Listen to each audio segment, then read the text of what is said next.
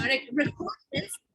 I'm going to record this so anyone who's just coming in can view it at different times. I know this is we're trying out a new time here in the afternoon, hot stuffs. So let's do it, right?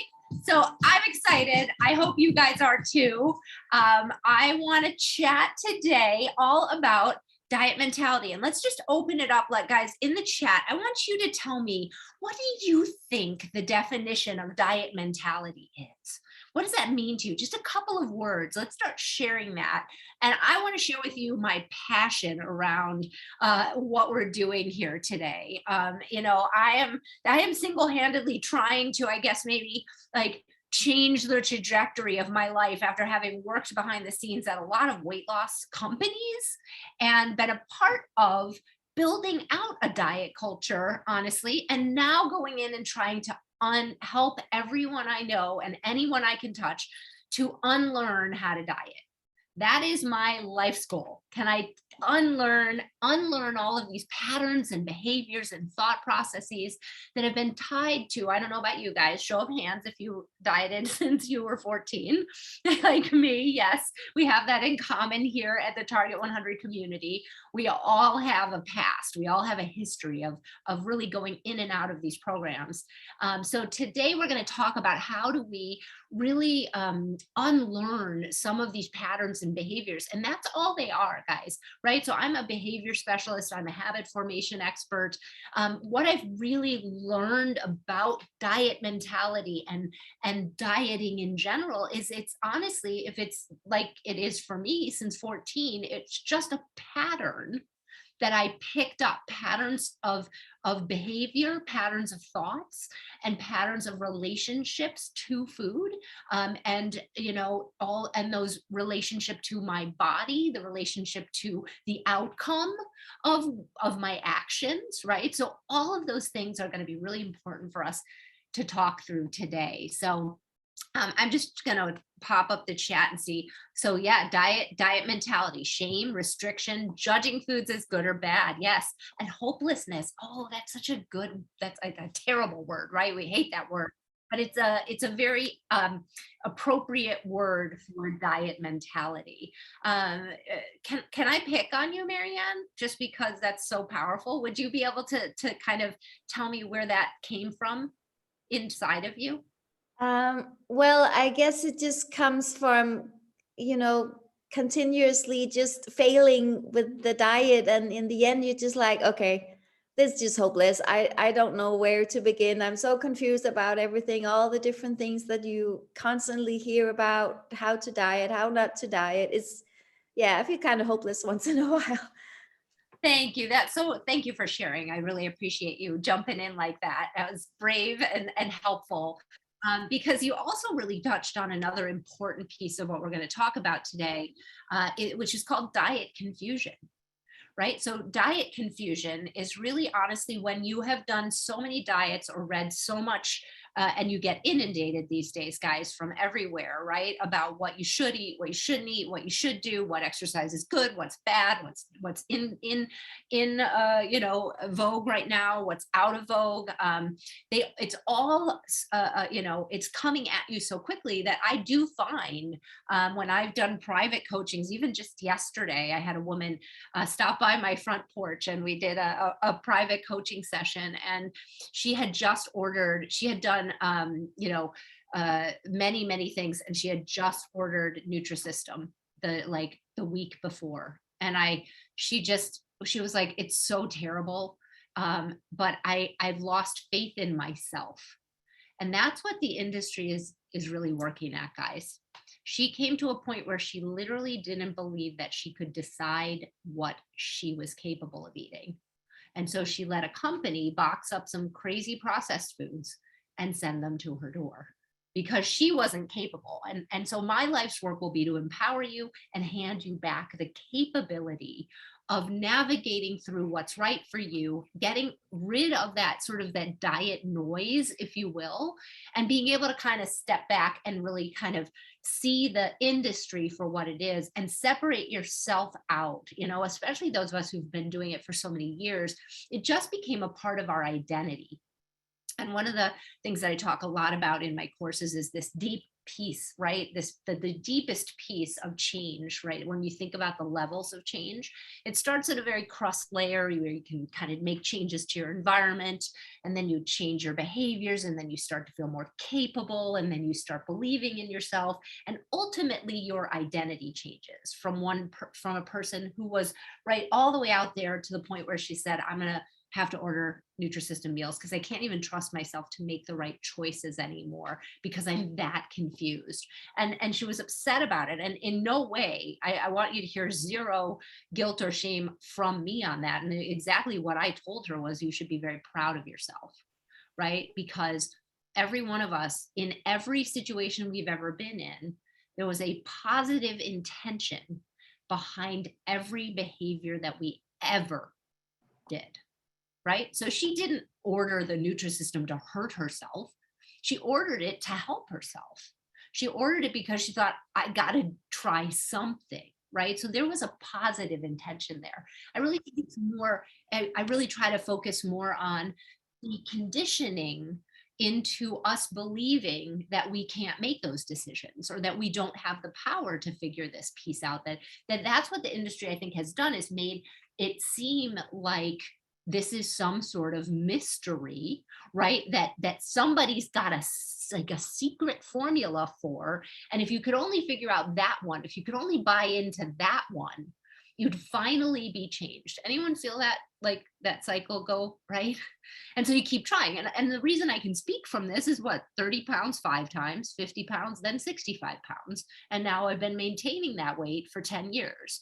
So I understand it as much as any of you. I did every book, every shake, every plan, everything. So getting to that and being able to identify with this woman yesterday and go like, wow, she is so strong and so powerful, and showing that to her is that was not a disempowered choice. It was an empowered choice, and it could end up being a tool, right? So we don't discriminate against any of it, but don't go into that space with diet mentality that we don't know what to do, because I've never met a person who didn't know what the smarter meal choice, if put in front of them, was, right? I say this all the time. It's like my tagline. Never met anyone who knew that the apple wasn't a better choice than the Snickers bar. We all know, but that gap between action and intention is filled with behavior, habits, emotions, thoughts, and triggers. And if we can learn about that space in between that choice, and we can slow it down just enough, we all have the knowledge. And if you don't have the knowledge, you can Google search what's a better choice, apple or Snickers bar, right? So there's really no world in which we don't have it at our fingertips to know what the choice is. If that was the problem, if the choice piece was the problem, we'd be okay. So instead, this really thinking about that gap and going, okay, this gap is where I want to do the work. And I want to move away from this belief system around diet mentality that I am not able to do this. Okay. So you guys said a lot of really interesting things. Anyone else interested in sharing, their idea around what diet mentality is? Anyone want to kind of, I have a bunch of folks here who have taken my courses. I have brand new faces here. It's a really great group. Carla.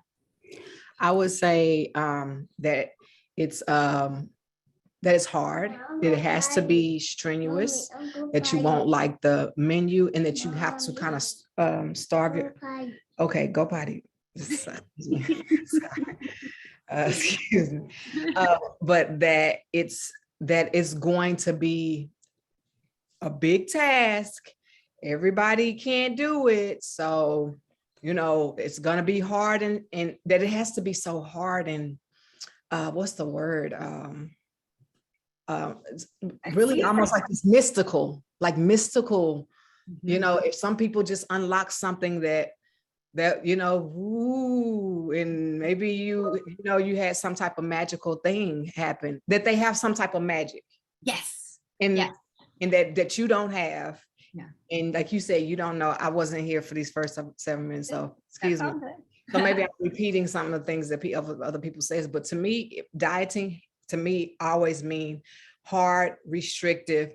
You're gonna not be happy. That's what diet means. You Oh, know, Lizzie, can I add to that too? For me, it's also all those things, Carla, as well as like sadness, like this feeling of like, oh gosh, somehow I failed in my life that I have to do this now, and I can't be like everybody else and just enjoy my life. And if I've got something I want to celebrate one day, or I've got a graduation or a birthday or just a Friday night and I want to have a glass of wine, somehow I just feel sort of, it's that for me, it's the guilt and shame and sadness part that I am thrilled to throw off the cloak of with all this, because that everything you said, Carla, plus this weird sadness that comes in. Every time I try to diet, I was like, I felt just bad, you know, instead of feeling good about like knowing. The other day I had a drink with my friend who's a member of the program as well out in our courtyard. And she was like, yeah, I'm going to have a glass of wine. And I was like, me too. And she's like, and I feel okay about it. And I was like, me too, because we're going to balance it out in the next couple days and it'll be fine. And, you know, there's no like shame. There's no fear. You can still celebrate. You can still live your life and not feel like things are being taken away from you. I love it. Well, and Debbie, I like that word as well, despair. But something you said really struck me as the word otherness. Okay, so the reason I'm bringing up all these words is because I want you to identify when you are in diet mentality. So write down some of the words that really strike you, right? Like sadness seems to be hitting a chord, right? Like I can remember girding up on a Sunday night to know that Monday morning was gonna be this big change, right? Something big was gonna happen, and we're gonna go through this cycle, and I'll make it to Friday, and then Friday through Sunday I'm messing it up, and then I'm a bad person, and then I get to wake up filled with shame on Monday, and I get to start it all over again. And there's what you said about going to a party, the feeling of otherness. Like everyone in this room is normal except me, and something's wrong with me because I can't control this thing that other people seem to have control over. So I want, if you identify with otherness, sadness, despair. I saw Kathy Rixey had her hand up as well. I didn't mean to miss you, Kathy, if you want to share.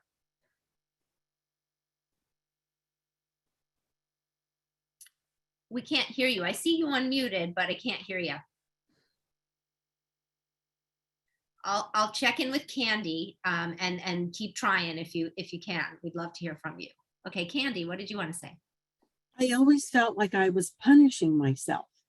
You know, you go through this punishment to get to your goal, and then you like go back to normal, and then that's when all the weight would come back on again. And I had a real realization on Sunday.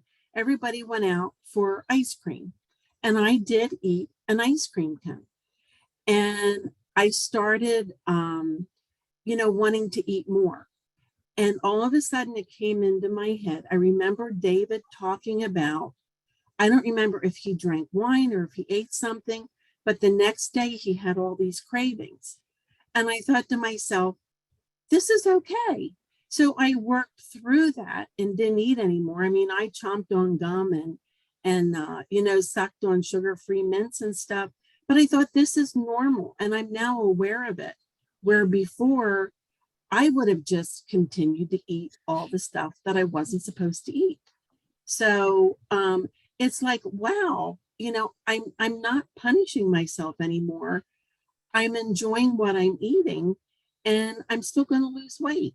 So, I mean, I have never felt like that before. Wow. So, well, and that's it. This education, right? That we are always trying to supply here is that you're exactly right. Some of us didn't even know this. If someone would have told me the physiological responses that I would have from completely depriving myself of all sugars and all alcohol and going into this crazy diet, and then maybe going, and hitting my goal, which when I would hit my goal, it was for 30 seconds or less, because then I would go back to normal, which when we really learn it in our courses in Target 100 is this habit formation, right? So what I was doing was I was like applying a salve over the top of my life that was not penetrating. It was just how I was behaving for a short period of time to take off body weight, which is really just science, okay? So I'm just applying this salve on the top, but there's no deeper any thought going on. It's just like, I do what this company told me to do. I eat these foods and I don't think, and I cry and I'm sad and I'm other and I'm despairing, but I am losing weight. So that's all that matters, right? And I just don't believe that that's life, right? Like that can't be how this is all set up. But the physiological response that Candy's talking about, which we teach a lot about, is that another part of this diet mentality, which is like, if I feel those cravings, okay, so here's the deal, guys. If you haven't been eating a lot of sugar, sugar is a drug. Alcohol is sugar. Sugar makes you want more sugar. Processed foods that are filled with salt, sugar, and fat literally light up your brain like drugs. So when you have them, it is 100% that you're going to want to not stop eating them. I right? Like that is just how it's created. So there's nothing wrong with candy. Of course you wanted more ice cream. I want all the ice cream, right? And once you go, oh, that's how my body's supposed to react. I'm not a bad person. But I think when we're in diet mentality, it's, I thought I was over this. I thought I fixed this. We don't fix our millennia long reaction to how our body is supposed to actually function, right?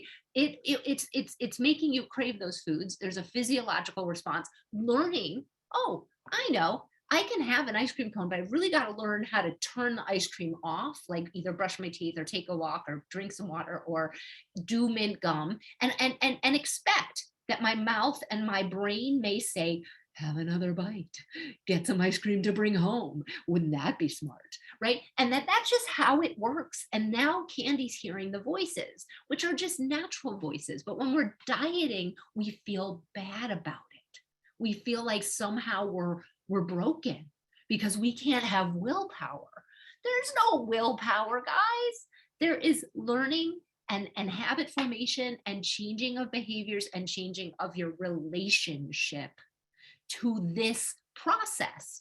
Not even, right? So I'm gonna pull up some slides here just to share some visual aids with you as well. But I want you to kind of really think about that we have these physiological responses when we allow foods in that are drivers of cravings.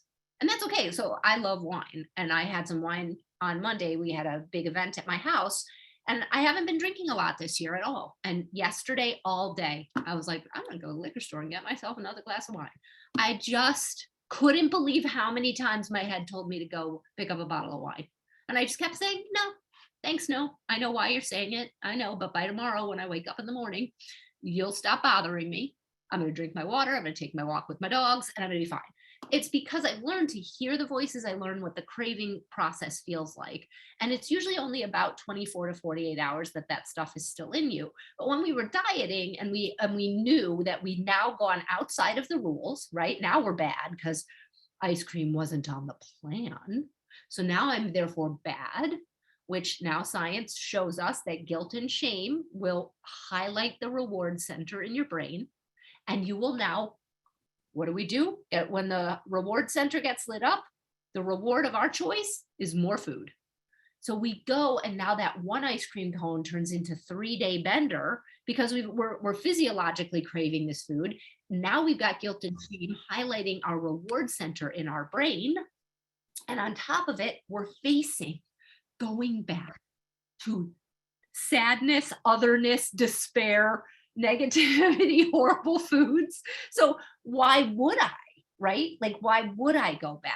So really what we're trying to teach you here is that, this is an education. This is not a quick fix. This is a managing of habit patterns, behaviors, and thoughts as triggers. Okay. So anyone want to unmute and share anything? How are you feeling? What is this making you think while I pull up my slides?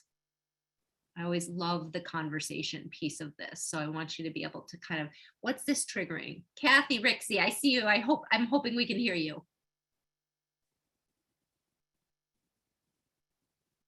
Darn it. Still no sound. I don't know why. Kathy, maybe put something in the chat if we can't hear you. Go ahead. Okay, I'm here now. There she Can you is. hear me? We hear you. Okay, I had you on, my video's not working, so I've got sound and I've got 2 different ways to get you. So yeah, so what this all brings up for me, and I'm sure that other people can probably relate to this, is I'm completely paralyzed now with, I mean, I've been a Weight Watchers leader. I've done keto. I've done, you know, pretty much everything as well over the years. And I'm terrified now because there's so much research about, you know, the more times you lose it and gain it back, the harder it gets and the more weight you gain back. So now I'm just totally paralyzed. Like, if I start, am I going to gain it back? How much am I going to gain back? Am I going to lose it? You know, it's a merry-go-round that's going 90 miles an hour in my head. And, you know, it's paralyzed by analysis, I guess is probably the best way to put it. Oh gosh, thank you for sharing that. And I just want you to know that this is very normal too. I mean, I get to talk to thousands of people, right, who are going through this while personally going through it at the same time. So that's just another type of diet confusion. Okay, now I actually broke myself.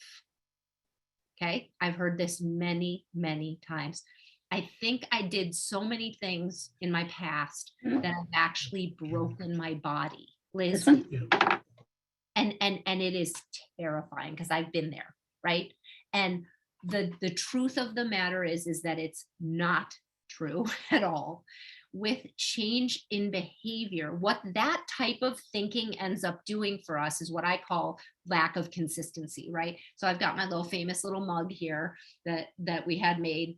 B over T equals results. Behavior over time equals results. So when somebody becomes fearful that they've broken themselves, right? They've now ruined their metabolism. They've gone in and out so many times they'll never keep the weight off. What that does is it allows you to go for a little while with what you're doing, but then your belief system is so compromised in yourself and your abilities that when you're faced with having a cookie, you're like, well, it's never going to happen anyway. So I'll just go ahead and have this cookie, which then opens the physiological gateway that we're talking about. And then all of a sudden you feel bad because you had the cookie, and then you ignite the reward system. And all of a sudden there we are again. And then we're going to go back on Monday to this thing. Does that make sense, guys? I hope I'm clearly outlining for you that it's thought what Kathy's outlining for us so beautifully and being so vulnerable to share with us is this is a thought pattern. So thoughts are habits too. I teach on habits. That's my kind of like my go-to. And habits are just loops. They're loops, and there's a trigger, then there's a routine, and then there's some sort of reward that we get from that behavior or those thoughts. So we can develop thought patterns that simply turn into habit loops. So it could be that Kathy feels, oh goodness, I've ruined it, right? All those diets of my past have ruined my metabolism, which I promise you is not true. We can definitely just change behavior patterns and look at food intake and water and stress and sleep and all of those things, and we can definitely take you to a place where you get to lose weight. I promise you that. No one is broken. I can guarantee you are not broken. I promise. Because if anyone should, it should be me. But there's a thought loop pattern going on.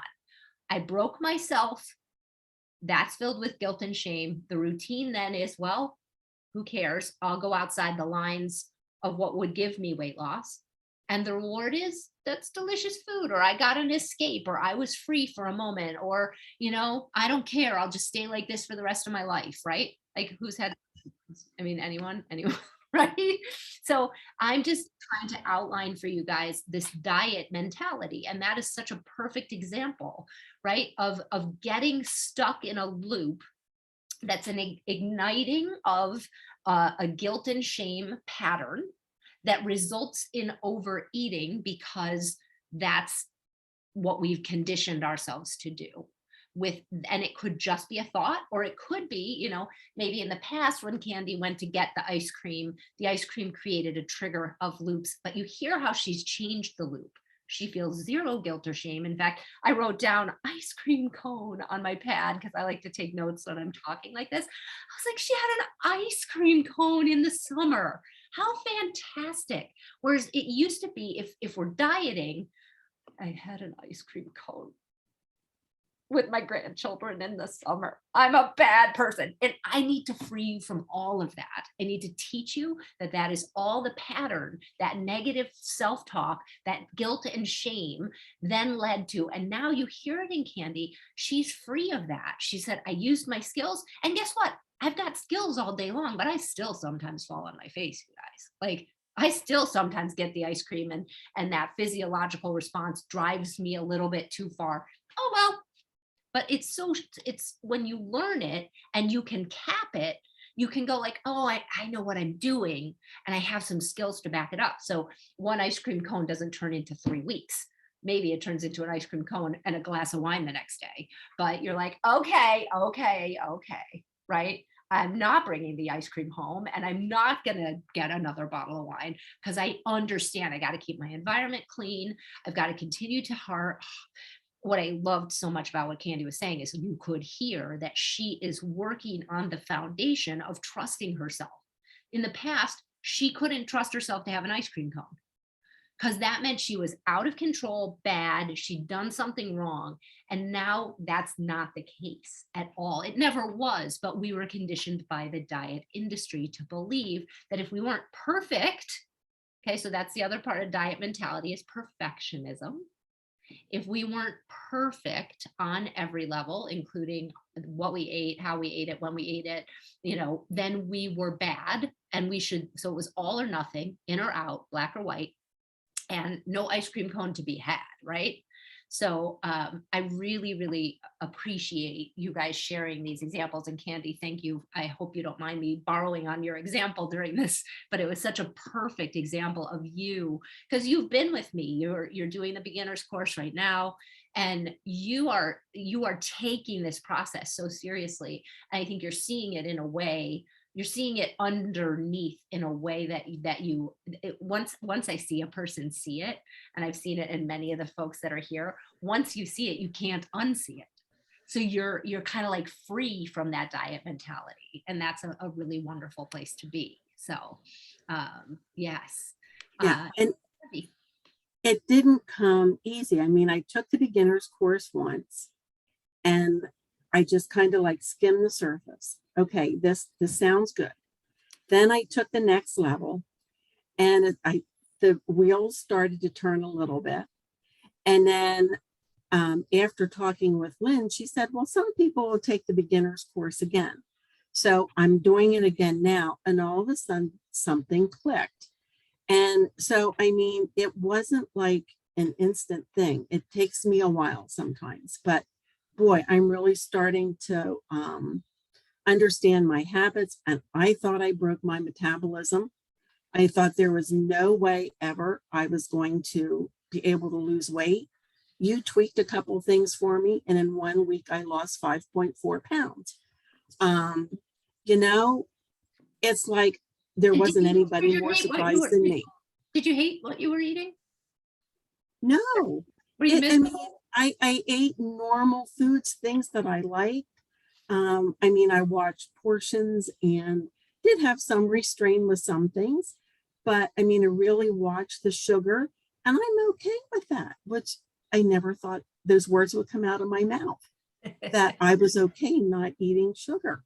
Yeah. But things are just starting to, I mean, the wheels are turning and it took me this long to get to this point. And that's why I said that at the top. I'm teaching you to unlearn how to diet. I'm teaching you to unlearn something. And so that's why we always come back to education here. Like we're always about educating, right? Because when you talk about learning something, it's not going into a diet, which is like, I'm going to start a protocol as of tomorrow of what somebody else told me to do that will give me the results that I think I want, which aren't even the results that I find out, honestly, that everyone's really looking for. They're looking for the peace mindfulness that Candy is having now. They're looking to be relieved of this self-loathing, negative self-talk, diet mentality. They're looking for energy, better sleep, better relationships, and the weight loss, again, a huge, like, it's a byproduct, you guys. It's a byproduct. And it's totally terrifying to flip those things and trust. But when you do, that's when real change happens, is because when you try to, oh God, there's a great saying and I'm going to mess it up. I'm not even going to try, but it's, the idea is like that, you transform first and then you change. You don't change and then transform, right? It's a totally opposite of what we think. You must transform your thinking and the way you see this problem, because and I wouldn't be saying that if I hadn't banged my head against the wall 60,000 times expecting a different result. Right. So I think I can come with a lot of expertise in terms of, like, I just kept taking the same path, right? The definition of insanity, and expecting a different result. So it takes a lot of trust and a lot of education to take that different path. Yeah. Liz, I think also what you're saying is that what's so great with Candy and everybody is that why we tell people behavior over time equals results is that the more you allow yourself, like, sort of, she took the beginner's class and was like, okay, this sort of sounds okay and whatever. She trusted herself to try it again. And that amount of time has now led her to trust it all and be able to have her ice cream and lose weight. Well, and this just isn't, you took all these years to try to learn this diet thing. You're going to take a little time to unlearn it too. So, really thinking this through. This is a quote that I read all the time, every chance I get, about diet mentality. And some of my people who've taken courses have heard it, but it never fails. So this will just really define it. And this is not my writing. I always like to say that I did not write this. I found this and I had to reach out to the woman and just tell her how brilliant this is. But so diet mentality is a false belief that diets for weight loss create health and happiness. Diet mentality steals your joy by saying you should delay your dreams until you've lost weight. Diet mentality erodes body trust and replaces it with external rules. It disconnects you from your own body sensations, making you feel powerless and like you can't be trusted to make decisions about how to feed yourself. Nutrisystem. Diet mentality is the mean voice you hear over and over, which categorizes food into good and bad, or healthy and unhealthy.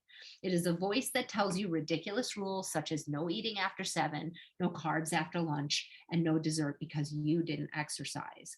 Many people think this voice thinks that they should have more control. Rather, this voice acts like a bully that keeps you from living your fullest life. This is like everything to me. Like, it's, really understanding that we have created, we have habits, we're habit creatures. And if, like me, you've done these in and out, up and down categorizing of foods, over exercising for the majority of your life, your brain has been conditioned to think about this in one way over and over. And your brain wants to think about this in one way. It says, oh, no, we have to buy the next book, or we have to, do the next fad that comes through. There's a crazy stat that people will do 126 fad diets in their lifetime. And I don't doubt it. I don't doubt it, right? Even if it's just like your friend says, let's do this 1 week, juice cleanse, like over the course of your lifetime. And so these things, they become the way that we've related to weight loss. It's an in or an out, it's an on or an off, it's an all or nothing, and there's no in between. The cycle that you guys are going through, if you feel this diet kind of mentality that we're talking about, is this cycle that it actually exists, right? So it starts with this desire to lose weight. And that desire may come from an event. It could be you just finally had, you put on a pair of pants that you haven't worn since pre-COVID, and you're like, oh my God, okay, button up pants, that's a whole new thing. Or you go see a doctor and they say, listen, you've gained 10 pounds in the last year, or whatever it is. And your only knowledge of what to do at this moment, because you've never been taught anything else, is to seek out some plan, right? Some thing outside of you that will give you a house or a structure to live in that has no thought from you personally. It's just somebody else's ideas about what you should eat and what you should do, right? So you go and you sign up for that diet and you hang on by your fingernails. What did we say? We said we are feeling sadness, we're despairing, we are bored, we don't like what we're eating, but we're losing weight. And that's the reward that we've been conditioned to look for, right? So we go on the diet, we hang on by our fingernails, we lose some weight. That feels like, oh, it's working. Oh my God, I found my magic bullet. But then you get to a place where you can't eat that food anymore. You're like, oh my God, if I ever see another X, Y, or Z again. And all of a sudden you're like, I'm going to have this lunch out with my friend because I need a day off, right? Because you're now just completely undone. And so in the past, you've been told that's when your willpower stopped working. Okay. For me, in my plan, that's just what we call regression, right? We call you're going into a place where you're like, okay, I'm not going to operate like, in this perfectionistic world anymore. So you're in the old way, you felt like your willpower was broken. And so if you did something wrong, you're like, well, I'll just go back to the way I was operating before this, not thinking about what to have for breakfast, overeating at lunch, maybe snacking on the couch after dinner. All those old habits start to come back, which piles on any of the weight that you did lose, because you really never dealt with the underlying habits and behaviors. So now you're in that failure and shame cycle again, where you're feeling bad because you had started this thing and now it doesn't work and you're broken. And now you go into full on emotional eating because, this thing isn't going to work anyway. So you've gained all that weight back, maybe plus more. And then you go back into, okay, time to do this again. And it's one big circle. And we're really working here to teach you how to disrupt this, right? So when you come into Target 100, we say, okay, you have a desire to lose weight. That's awesome. But let's build your own program.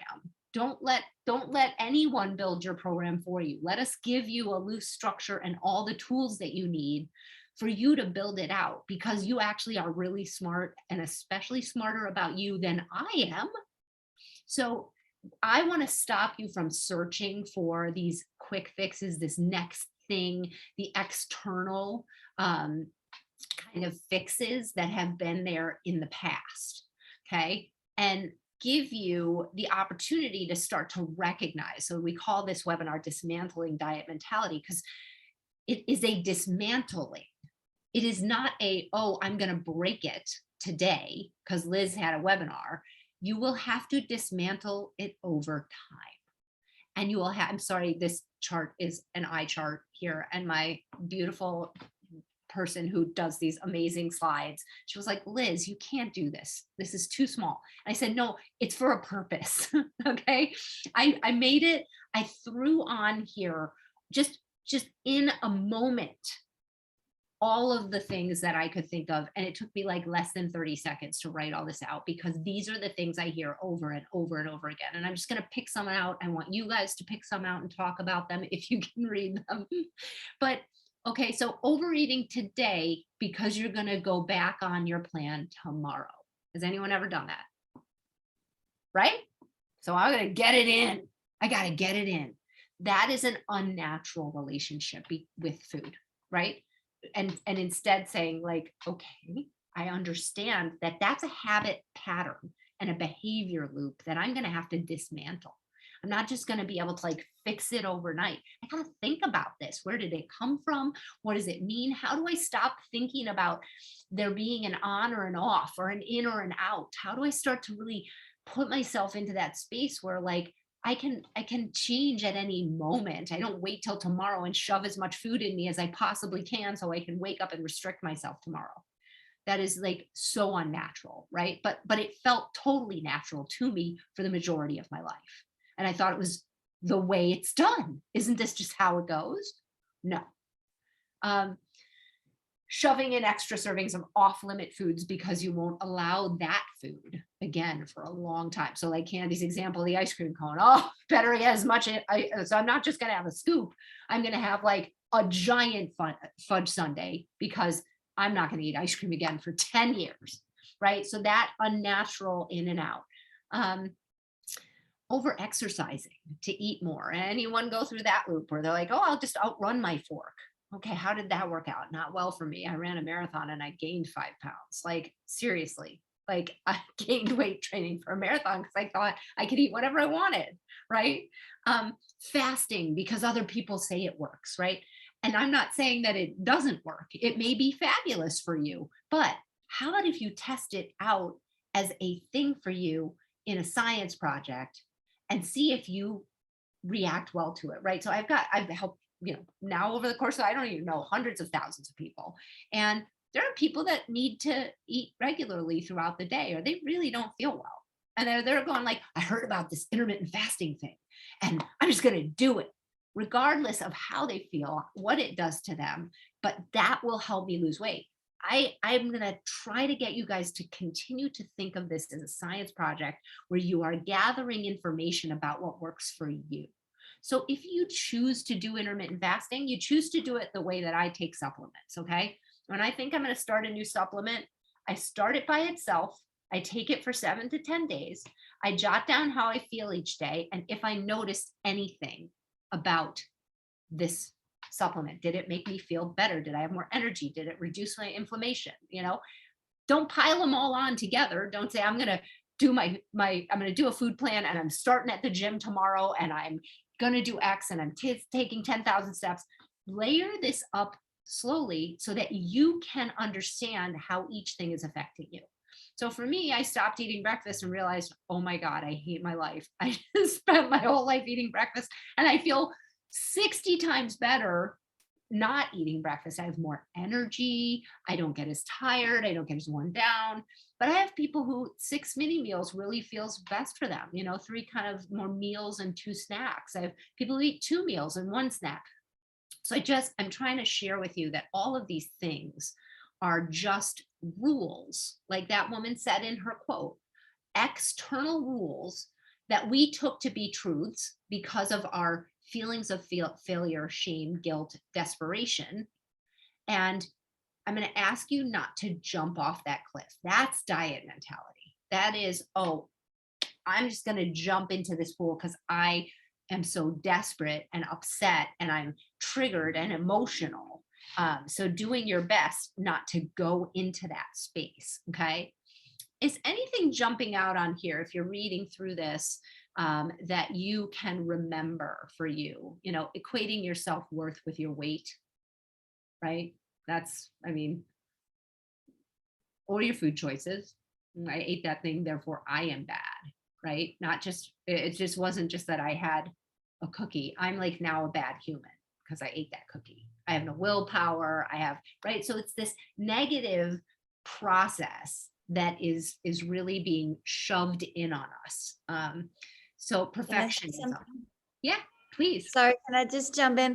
Please. I'm just sitting here, like the first one, overeating today because you're going back tomorrow. That's so classic me, and I just did it today because I have been, I'm sick, so I off the diet that I wanted to do. So I'm just thinking, okay, let me just eat one more of these cookies, because I'm gonna have to go on this thing tomorrow anyway. So I'll just eat a little bit extra today. That is so classic, and it's awful. Well, Anyway.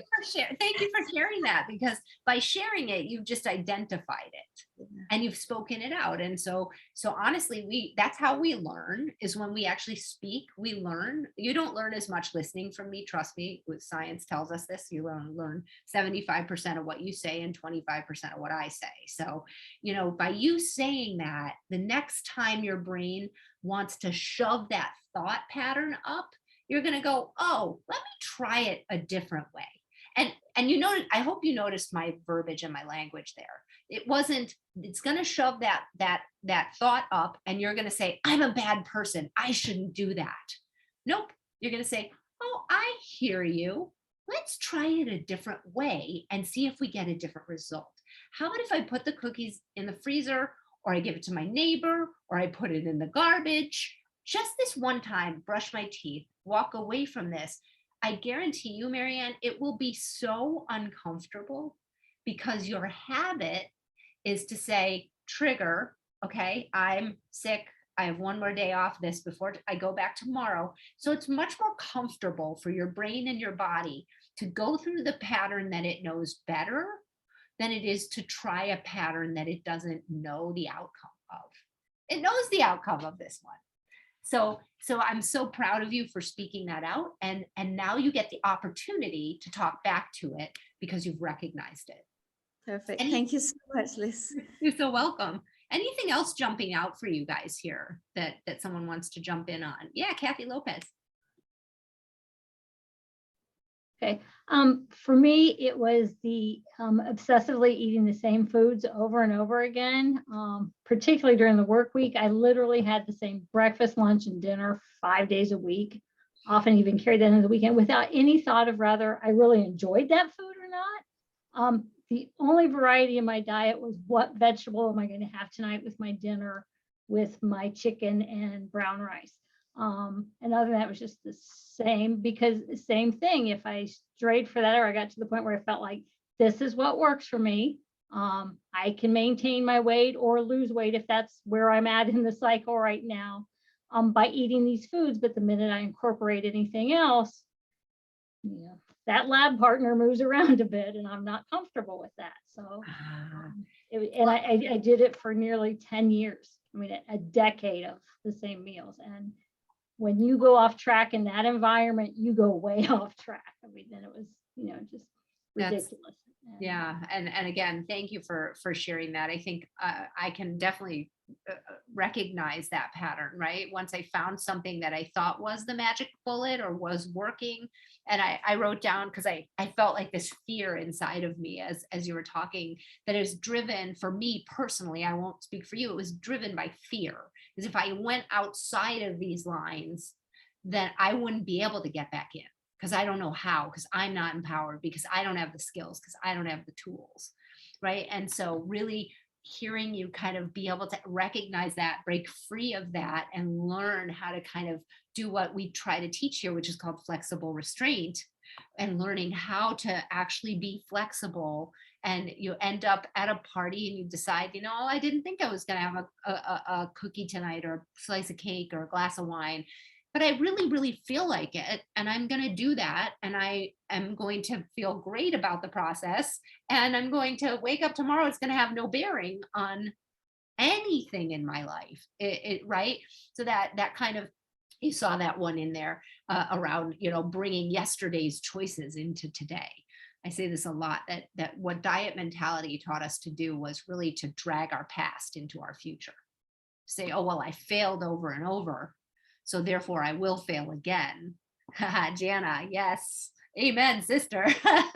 Right? It's that dragging your past into your future and saying, well, because I did it this way in the past, I don't really have a future, right? Because I'm going to fail again. So then it taints the effort, it taints the learning. And again, because, and I keep going back to this educational piece and the learning piece, is that in the past, there was no learning. There were just rules that you were to follow, right? So it's just rule-based, and you're not there to explore. You're there to be the person who doesn't know anything, who isn't empowered to make choices. So what I always try to teach you guys is that I've seen people lose weight and keep it off for years and years and years at a time. And that is not an impossible dream, but that it does have to come from you. And I will do everything in my power to keep continuing to create tools that help you come to realizations, that help you make the aha type of moments that Candy's having right now, because those are the only thing that matters. It's not about a secret food list. It's not about a new exercise class. It's about the assembly of all the things that make sense to you. Maybe you like yoga. Maybe you are a walker. Maybe you eat vegetarian. Maybe, and learning to assemble. Maybe you eat breakfast, maybe you don't. and assembling it in 6 pillars, not 2. Not 2. Forget the 2. Okay. The exercise and food, which is all that's being represented in this world, they are alone nothingness until you start to think about these other 4, the hydration, the movement, the sleep, and the stress. You're going to continue to go through these patterns because the stress, like diet mentality, right, is it's just become a trigger, right? The boss says something nasty, threatens you in some way, you feel like you're going to lose your job, you think, oh, I can't handle watching my food intake while I might lose my job, I gotta go out and eat on this, right? These things, they're not attached, but the stress has become a trigger. And guess what? Again, smart choices, people, smart choices, positive intention behind your behavior was that when you went out to eat and drink with your girlfriends and commiserate around the fact that your boss is a horrible person and she's stressing you out, you have a pattern, right? So feel the stress, go out, get the reward, the pattern, and then have the reward. And Pagan. Okay, I just want to say that Liz is my boss and she is not a horrible person. And I've never said that, so just to make that clear. But one of my favorite things that you taught me early on was, and this is tying into the concept of everyone being curious. Like if you look at it as a curious exploration of what works for you or what things help you break your bad habits or you know, that kind of thing. One of my favorites is recognizing that when you're hungry, sometimes you're actually thirsty. And so for me, that's my big thing. If I'm like hungry, I'm like, oh, I really, like, you know me, it's my middle name is Fritos. And so I'm like, oh, I need Fritos. And then I'm like, hold on, Pagan, I know what that might mean. You might be actually thirsty. And so I reach for my water 9 times out of 10 more. And if I'm halfway through my 3rd gulp of water, I'm like, Frito who? So, you know, it's the curiosity thing is what I wanted to bring up. And then just like there's so many little nuggets that you teach us in the program that are so great. And that's just a big one for me is that sometimes when you're hungry, you're actually dehydrated or thirsty. Yeah. Absolutely. Absolutely. So, I mean, we've unloaded a lot of content on you, a lot to think about. I do love to make sure that I open it up for people to be able to ask questions. You know, as I said before, you know, this is a real, I like to have conversations. I'm not here to preach at you. I'm here to give you my experience, tell you what the science is behind all of this stuff, keep it super simple. And then hopefully inspire and motivate you through our amazing community. So we do these events. If you're not already following us, please, I think Anne's putting it up in the chat, come and we have a private Facebook group called Target 100 by Liz Josephsberg that you could come and be a part of. We have courses that we teach. We're teaching them now, so it'll be the fall where you'll be able to join us for courses again. I have Instagram, Facebook, we have Target 100 Instagram and Facebook. We have a newsletter to join where you'll always hear about these events and get the recordings when it's done. So the magic of what we're doing here is sharing ideas with one another, because when we live in a vacuum, diet mentality takes over.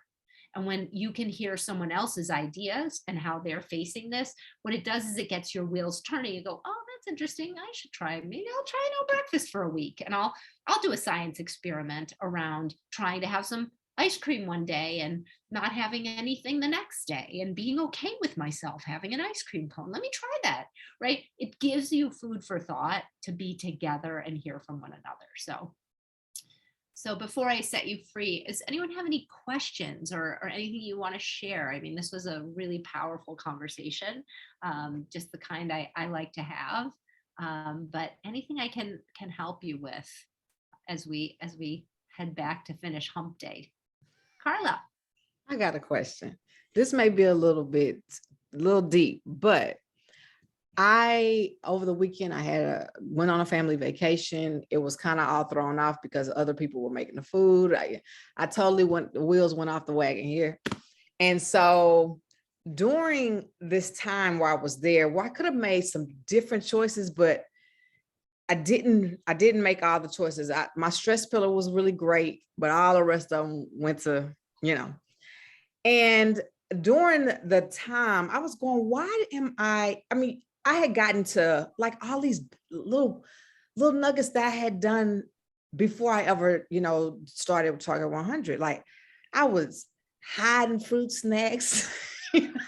I would, if, there was food there, and because it was so many people, more people than we expected, I was like putting extra on my plate, putting extra on my kids' plate, because I'm like, oh, woo, it's going to end, or it's like almost like a fear of like things were going to not be there. And I remember I was trying to think about my first memory of when that feeling, when I used to do that when I was younger. And so I go back to times when I was really younger and I ran summer track, and I'd come home, and I have a big family, there's 7 of us. And I have 5 brothers, and they'd run through everything my mom had eaten. I mean, everything she made for dinner, the whole pot would be gone. When I get home, my mom didn't save me any. She just says, oh, I'll make you something else. And I'd be angry because I'd be so hungry. And this went on all the way through high school because I ran track, and I would be starving. I'd be the last one home. And literally those feelings of like, I gotta put food away for myself, or this type of mentality, it just almost overtook me during this weekend. It was like I was back, 12 years old, running summer track, putting food away because it was gonna be gone. You got to, I'm like, we're not in a famine. And I was going, what is going on with me? I've been through this course. Yeah. And then I had this one weekend where all this, like, I went to this, just like it all fell out the window. I mean, I'd been doing good, but then it just went boom. And that is what we call regression, right? And right. I'm like so thrilled. Like, this is the kind of work that needs to be done. We got to start to think about. I had a mom who was super controlling, and she would put food away. We weren't allowed to open packages. It was just a thing, like in our house, like you weren't allowed to open anything. So my sisters and I would ride bikes to the local like 7-Eleven, and we would buy all this candy and hide it in our rooms and sneak eat. And I picked up all these behaviors from my childhood. And I'm not saying anything bad. We don't have to all like go look into our childhood and like we got to get therapy on it all. But like, kind of just remembering that you have these feelings about food. In the course, we teach you about the short grass. So Carly, you walked over that short grass of fear and scarcity and trying to get food, and it flared up for you. And the short grass doesn't ever go away. The short grass is always there. So you get to sometimes walk on the short grass and you go, oh, and what you just did so beautifully is you said, oh, I see. Not only do I see that I did that, which there's no shame, no guilt in that, I actually even thought about, maybe I got curious as to why. I wonder why this seems to be a thing for me. I attached it to a very real experience that happened repeatedly in my life. And now I get to walk forward and go, huh, isn't that interesting? Isn't that interesting? Huh. I'm so glad I learned that this weekend. We don't really learn by being perfect. We only learn when the wheels come off the bus. That's when we learn. So don't worry about the wheels coming off the bus. We'll really learn, what can I learn from the wheels coming off the bus, and how do I put them back on in a way that makes sense for me, just one at a time. Put the wheels back on the bus. Maybe it's sleep and water. That's what I start with whenever I feel like my wheels came off my bus. It's go to sleep early tonight, drink a ton of water, wake up in the morning, and like feel a lot better about life, because sleep and water are my magic pillars. It's not, I never go back to food. Like, the food falls into place pretty easily because I have a lot of history with good eating now, but it's really getting that sleep and that water. So I'm proud of you. I'm happy that the wheels came off the bus for you, and that we could be here today to help you put them back on. Yes. Good, guys. Well, it is 4. I don't want to keep you endlessly. This was amazing, and I hope it was powerful and helpful for you guys. We will continue to do this, so do join us in our community if you're not already there. That's how you'll find out about all the things that are coming your way. So have a beautiful day, guys. Great to see each and every one of you. Bye. Thank you so much. It was really wonderful. Thanks. Thank you. Bye, ladies.